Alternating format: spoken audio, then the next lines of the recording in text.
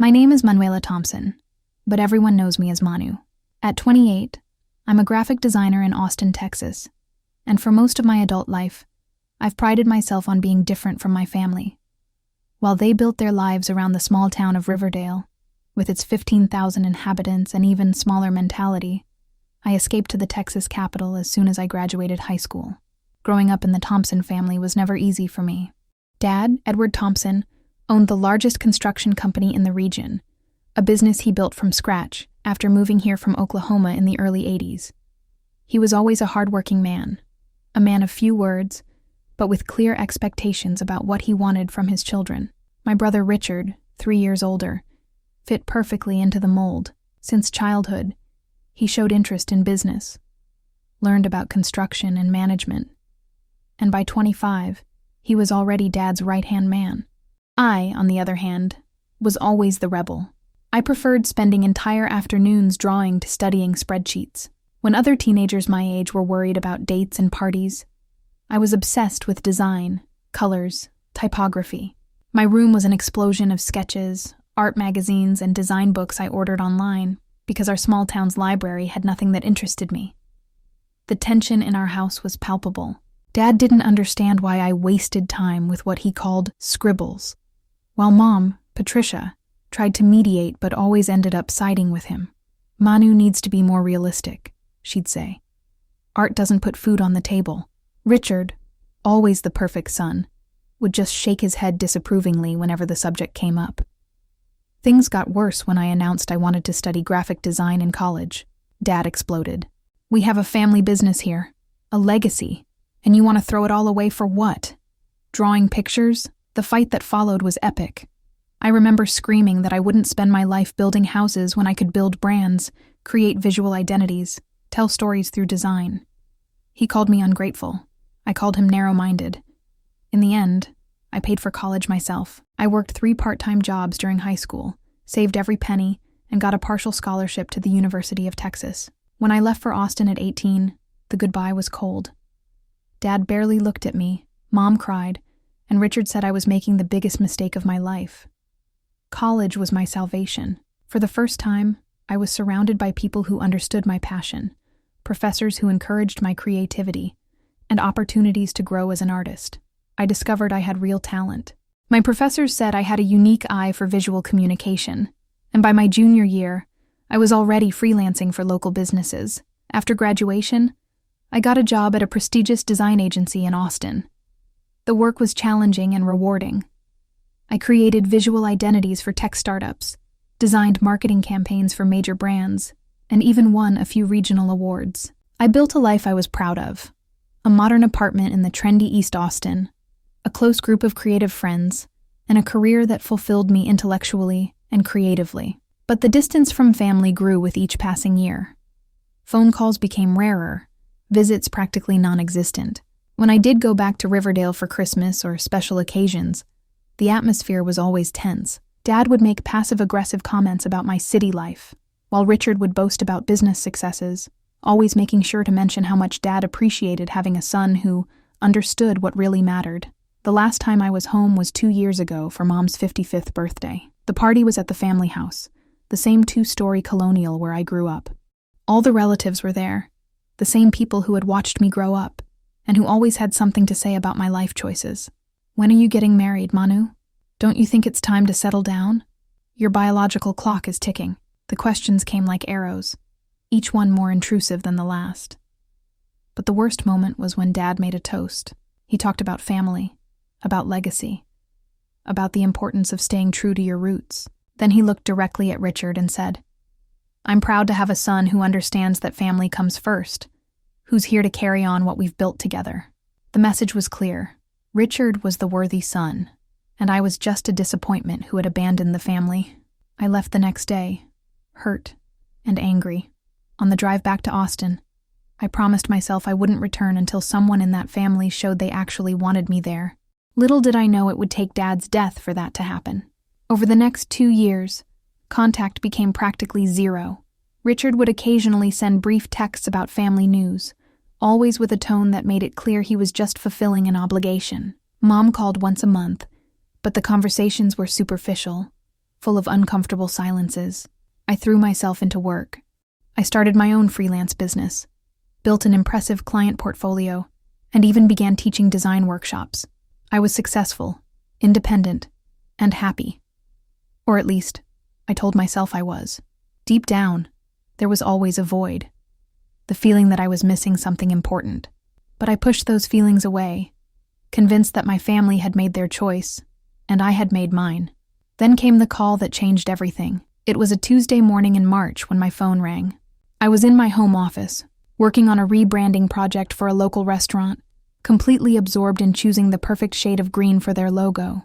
The number on the screen was one I recognized but rarely saw. Richard. My first instinct was to let it go to voicemail. Richard never called unless there was some family obligation he needed to inform me about, and his tone was always formal, almost businesslike. But something made me answer. "Hello, Richard. Manu." His voice was different, shaky. "I have bad news." My heart immediately started pounding. When someone starts a conversation that way, you know your world is about to change. I set down my stylus and prepared for the worst. Dad had a heart attack this morning. He didn't make it. The words hit me like a physical blow. I felt the air leave my lungs, and for a moment, I couldn't process what I'd just heard. Dad was 67, yes, but he'd always seemed invincible, strong, determined, the type of man who could work 12-hour days and still have energy to fix something around the house. "What?" was all I managed to say. It happened at the construction site. He was reviewing plans with the foreman when he suddenly collapsed. The paramedics tried everything, but Richard's voice broke. He was pronounced dead at the hospital an hour ago. I stood there, phone pressed against my ear, trying to process the information. Dad was dead. The man who had been such a central figure in my life, even in our estrangement, was gone.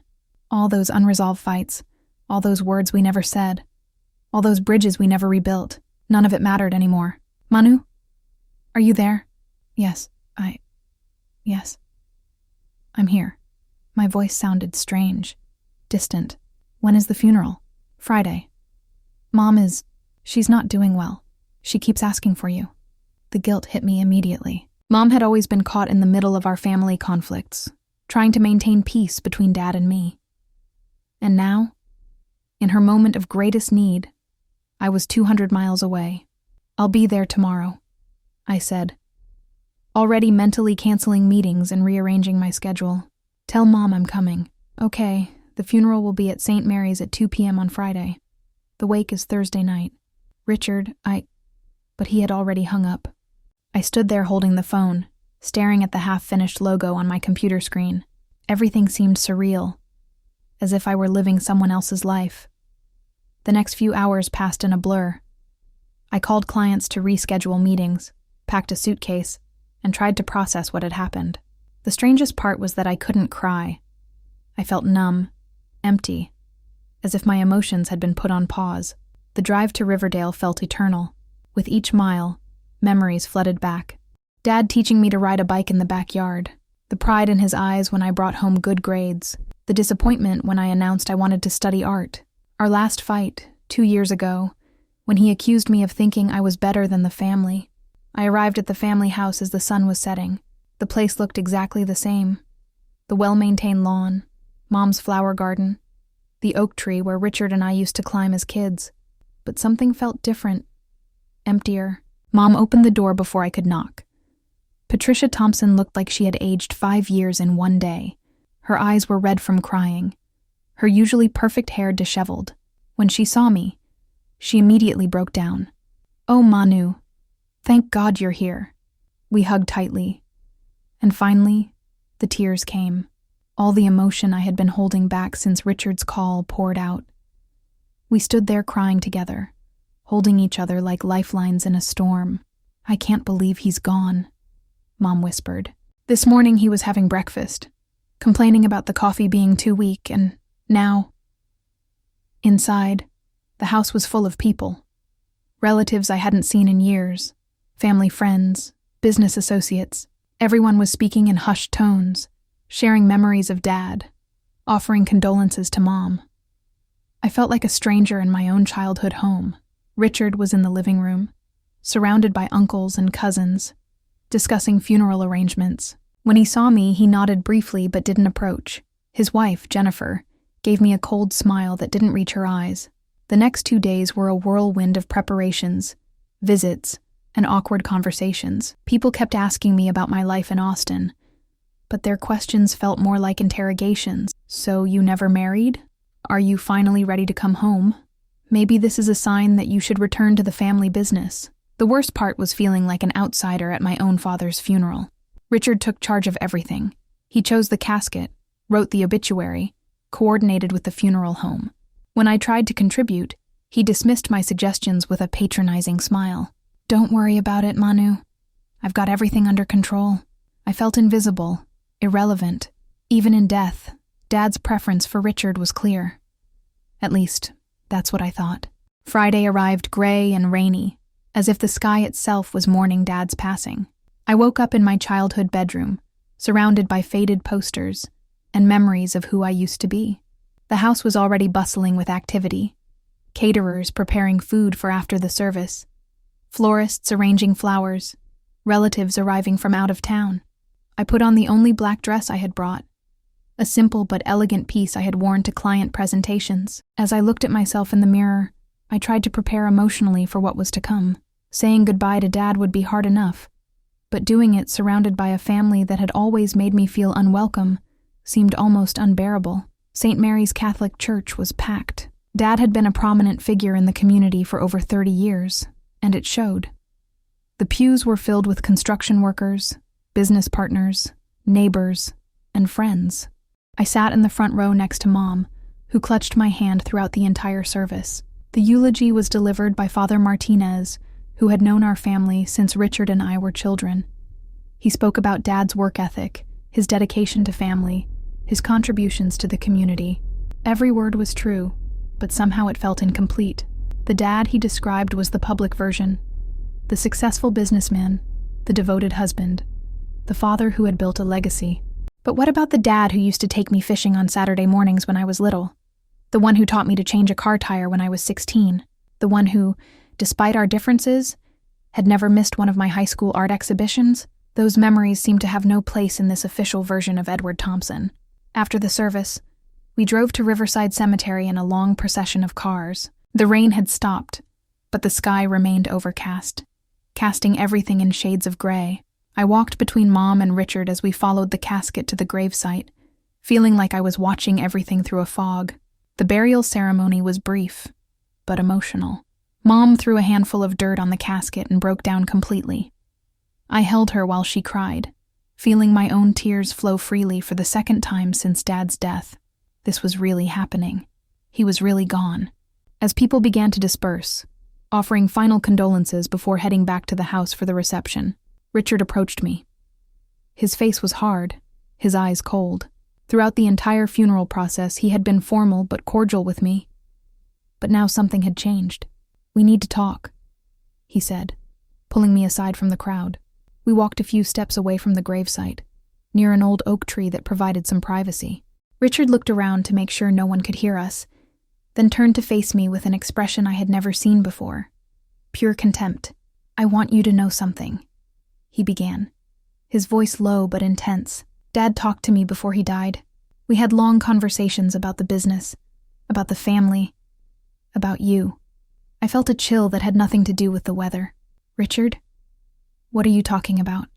"He was disappointed in you, Manu. Deeply disappointed. All these years, you thought you were so special, so above us all, living your artistic life in the big city." He spat the word artistic, like it was something dirty. But Dad saw right through it. He knew you had abandoned the family, turned your back on everything he built. Each word was like a knife to the heart. Even in death, Dad was rejecting me through Richard's mouth. He told me he regretted letting you go to college, regretted not forcing you to stay and work in the business. He said you were selfish, that you only thought about yourself. Richard stepped closer, his voice becoming even more venomous. "Do you want to know what his last words about you were? I wanted to run, to get away from this conversation, but my feet seemed rooted to the ground." "Richard, please," he said. "Richard, you're my real heir." Manu never understood what family means. She doesn't deserve anything I built. The final blow came with surgical precision. You don't deserve nada, Manu. Dad knew that, and so do I. I felt like the ground was disappearing beneath my feet. All the insecurities I had carried throughout my life, all the doubts about my place in the family, were being confirmed by my own brother on the day we buried our father. Richard wasn't just delivering a message.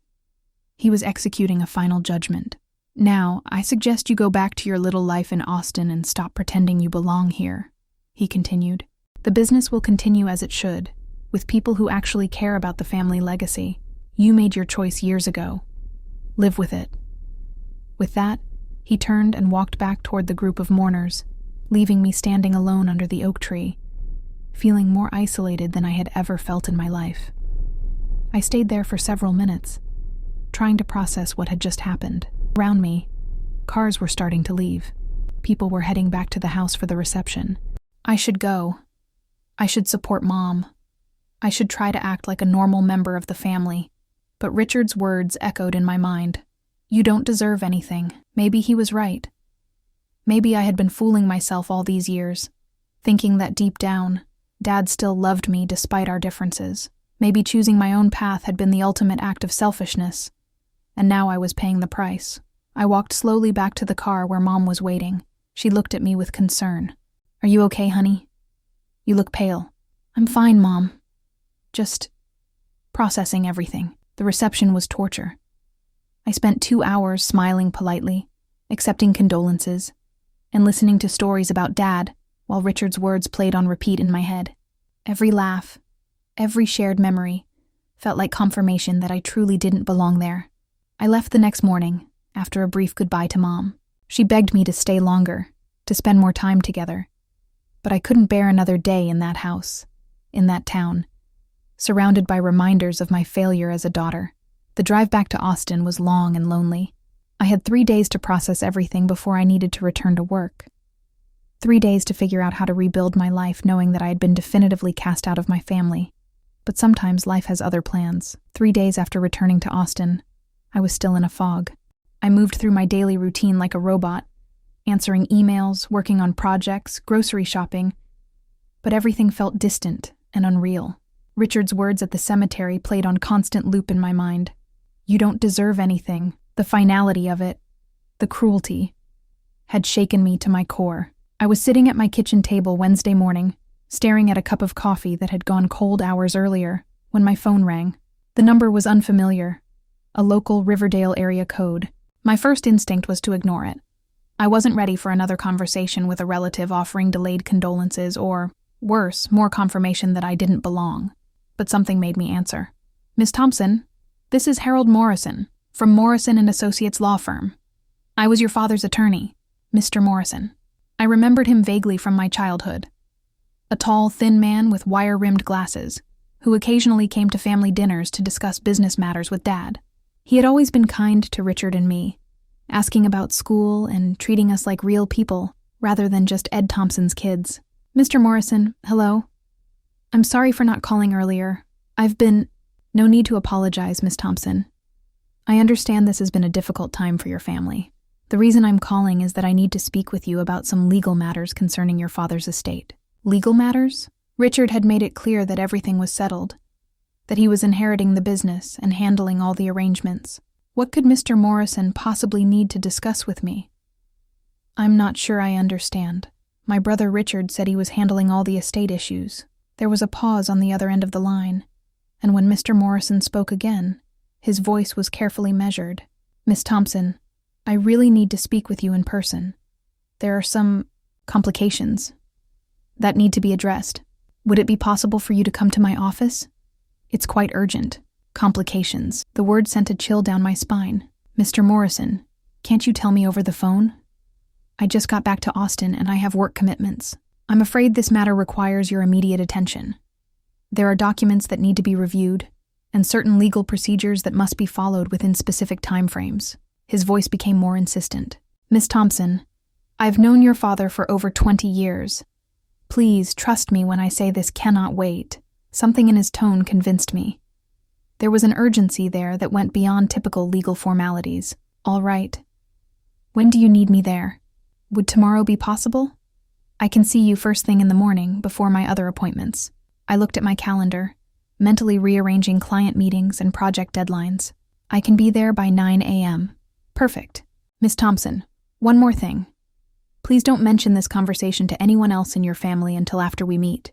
There are certain sensitivities that need to be handled carefully. After hanging up, I sat staring at my phone, trying to make sense of the call. What kind of complications could there be? Dad had always been meticulous about his business and legal affairs. And why the secrecy? Why couldn't I mention the meeting to Richard or Mom? The rest of the day passed in a haze of speculation. I tried to focus on work, but my mind kept drifting to possible scenarios. Maybe there were debts I didn't know about. Maybe the business wasn't as successful as it appeared. Maybe there were legal issues that would affect Mom's financial security. That evening, I called Mom to check on her, careful not to mention the lawyer's call. She sounded tired, but a little stronger than she had at the funeral. "I'm going through your father's things," she said. "It's hard, but it needs to be done. I found some of your old art projects in his desk drawer. Do you remember that portrait you drew of him when you were in high school?" I did remember. It was for an art class assignment. Draw someone you admire. Despite our strained relationship, I had chosen Dad. I spent weeks on that portrait, trying to capture not just his physical features, but something of his essence, his determination, his strength, the way his eyes crinkled when he smiled. He kept it all these years, Mom continued. It was right there in his desk, in a frame next to his important papers. The revelation hit me like a punch to the gut. Dad had kept my portrait? All these years, through all our fights and estrangement, he had kept a drawing I made of him when I was 17.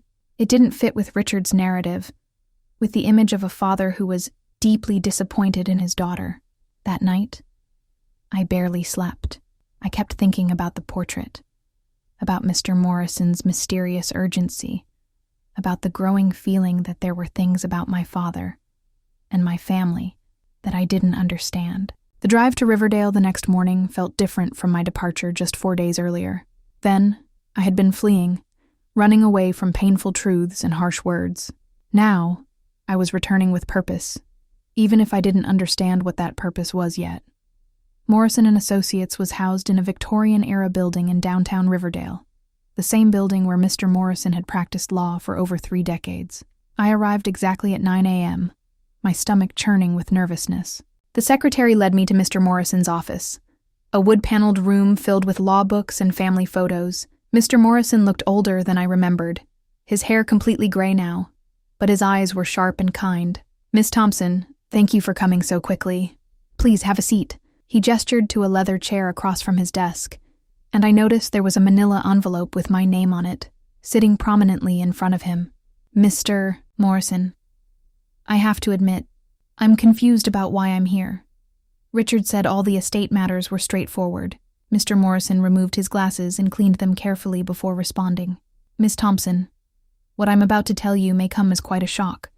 Your father came to see me 6 months ago with some very specific instructions about his will and estate planning. 6 months ago.